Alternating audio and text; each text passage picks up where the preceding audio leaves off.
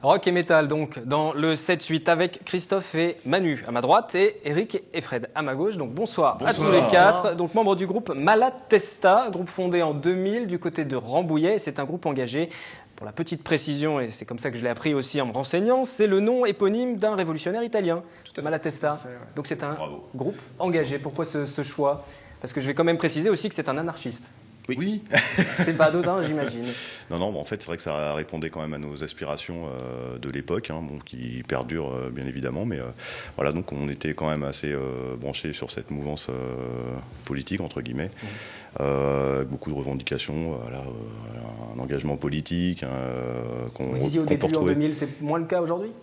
Si, mais voilà, on a évolué, le contexte aussi social, économique a évolué, voilà, donc on s'adapte également à tout ça, mais bon, on garde bien entendu tous les préceptes, toutes ces pensées en fait restent toujours d'actualité aujourd'hui. Comment ça se traduit dans les morceaux alors? C'est notamment au niveau de l'écriture des textes, et puis tout ce qu'on peut mettre en avant aussi dans nos échanges avec d'autres groupes, dans les salles dans lesquelles on peut passer également. Voilà, il y a des échanges aussi à ce niveau-là, et on essaie de tenir la route avec ce cap. Quand on fait du métal, du rock métal dans le département des Yvelines, c'est facile comme style musical à imposer? C'est pas évident, c'est pas simple. Par exemple pour démarcher des scènes ou autre, comment ça se passe pour vous concrètement? C'est dur. Très dur. C'est quoi, des a priori, on ne veut pas vous faire passer, ou il n'y a pas la place? Il faut faire de la pop.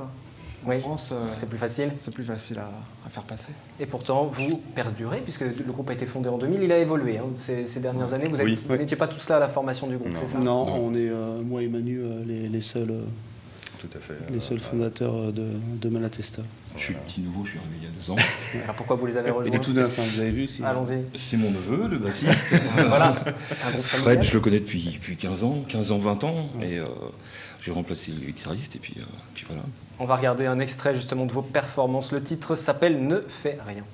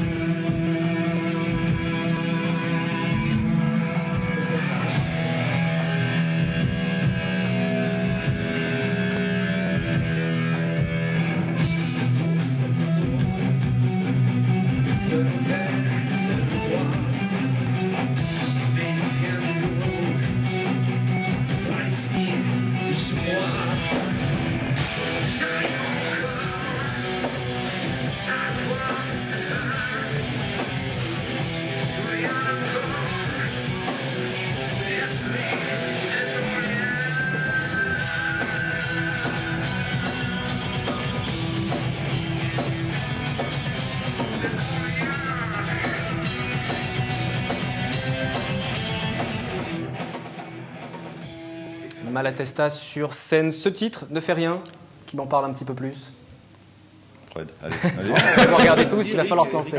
J'ai amené le début du morceau, puis et après on brode dessus, on teste des parties, et après Fred a fait le texte dessus. Vous travaillez toujours comme ça? Toujours. Vous composez dans un coin et puis après on amène plein d'idées, voilà. Et après on prend, on jette, ça c'est bon, ça c'est pas bon, et puis et on adapte les textes dessus après. Et là vous préparez le 5e album. Oui. Dans le communiqué de presse, on peut lire que vous préparez des titres rageurs, c'est-à-dire toujours engagé. Est-ce qu'il y a un changement de ligne? À quoi va ressembler ce nouvel album?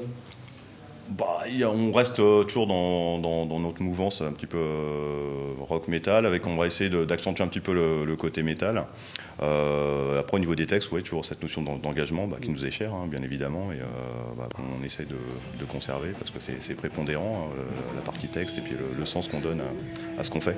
Sortie prévue en 2013, là vous en êtes tout, vous enregistrez, tout est enregistré?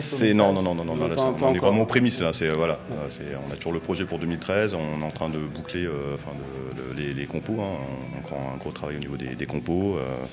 bien caler tout ça. Et puis dès que c'est prêt, on entre en studio et c'est parti, quoi. Vous allez enregistrer dans le département des Yvelines? Oui. Justement. Oui. Pour quelle diffusion ensuite, pour ceux qui ne connaissent pas encore le groupe et qui voudraient se procurer ensuite les albums? Ce sera diffusé sur quelle plateforme? Téléchargement dans les Voilà, téléchargement notamment. Lego, Autres, ouais. C'est ça aujourd'hui le modèle économique. On parlait des difficultés. Bon, par exemple, il y aura des quand on fait CD, du il y aura hard des rock. CD à vendre évidemment dans tous les concerts. Hein. Mais oui, maintenant oui, téléchargement Lego Oui, évidemment. inévitablement. Et pour vous, alors justement, l'objectif c'est quoi ensuite? C'est de signer sur un gros label, de diffuser Oui, plus de label, musique? distributeur aussi. Ouais. Donc vous démarchez actuellement Oui. sur ça? Ouais. Distributeur on a déjà, c'est le label qui nous manque. Le label, pourquoi vous n'arrivez pas à le trouver? Ou vous engagez juste les négociations? Ou c'est quoi les difficultés? Comment ça se passe concrètement sur le terrain, voilà, quand on veut un label? On veut signer sur un label. L'industrie du disque est très très dure. Hein, si on fait pas la Starac ou Ils vont venir dans le Koh-Lanta ou département des n'importe. Yvelines, ils sont pas très On a loin du pour mal la à se faire prochaine connaître. Starac. Bon après voilà, on y va. Puis clairement, ça fonctionne aussi par le biais du carnet d'adresses. Hein. Si on n'a pas un carnet d'adresses bien développé avec des bons contacts, clairement, ça passe pas, quoi. Et donc, si on veut vous découvrir pour l'instant, c'est plutôt sur scène. Il y a plusieurs dates. Hein. Le 1er décembre du côté de Dourdan, les différentes dates, ça Oui, s'affiche. Fish Time à 21h30. Donc c'est ce samedi-là. Samedi, oui. Également à Montigny-le-Bretonneux, et également au Ménil-Saint-Denis. Toutes les dates qui vont Montigny-le-Bretonneux, oui, s'afficher. le 19 janvier 2013, par contre l'année prochaine. La scène, c'est le meilleur moyen de découvrir, de Oui, partager le hard rock. Bah, Ça c'est se comme, fait sur c'est scène, comme les forcément. acteurs avec le théâtre. Hein. Ouais, c'est ça. Hein. C'est pas forcément parce qu'on fait du hard rock. Enfin, c'est le niveau de la musique. Pour nous, c'est la scène. Et les acteurs, c'est le théâtre. Voilà, c'est vraiment le rapport à la scène, quel que soit le style de musique pratiqué, hein, c'est le contact avec le public, Voilà, puis surtout le public. tout ce qui gravite autour du monde scénique, hein, c'est vraiment intéressant, c'est une approche intéressante. Ça vous permet d'enrichir aussi les morceaux, je pense à la préparation de l'album, ouais, parce que oui, la tout à scène, fait. ça nourrit un petit peu aussi, tout ça à fait. fait évoluer vos morceaux. Ouais. C'est le moment de s'éclater aussi.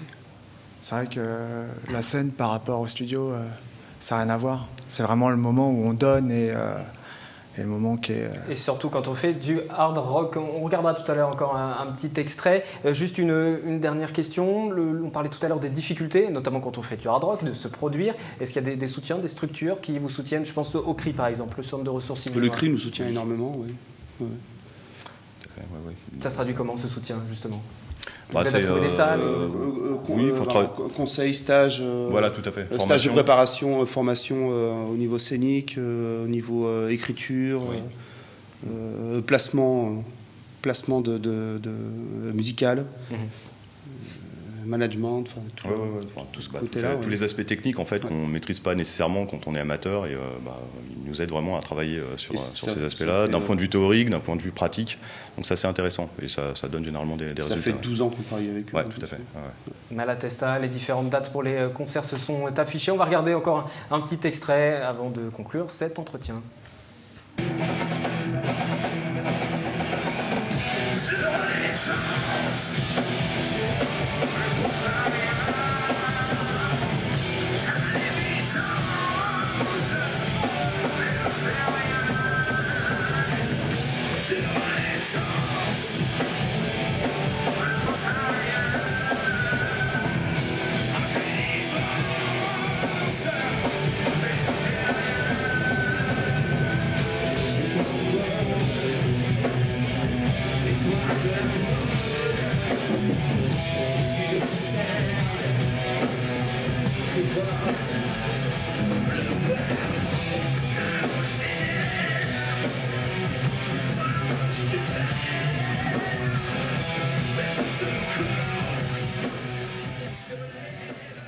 Malatesta, donc le groupe sera en concert dans le département des Yvelines. Il y a 3 dates à suivre sur les 2 prochains mois. Est-ce que ce seront 3 dates très différentes au niveau des morceaux? Oui, vous allez on tester a plusieurs choses. le samedi 20 avril, nous sommes en acoustique à l'Omnia au Ménil-Saint-Denis. C'est un autre exercice de style.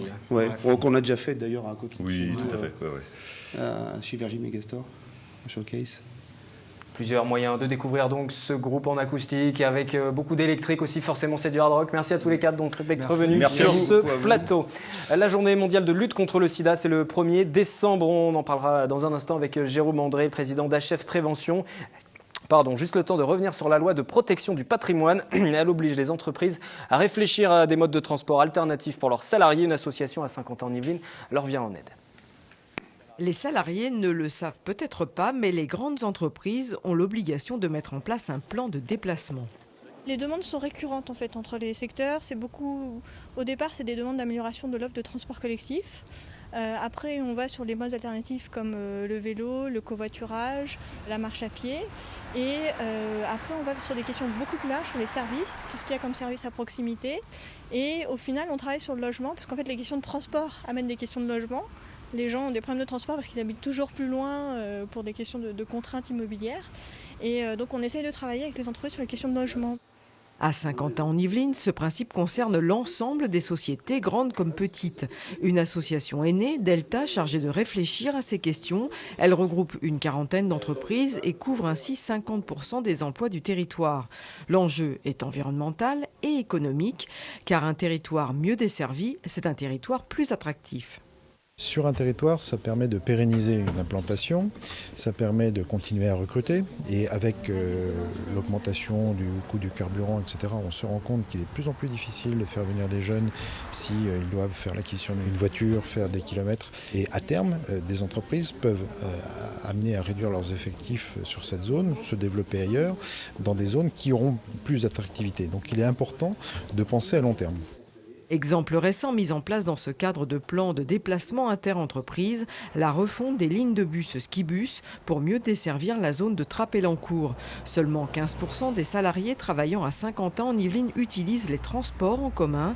L'objectif, que ce pourcentage gagne 1 point par an.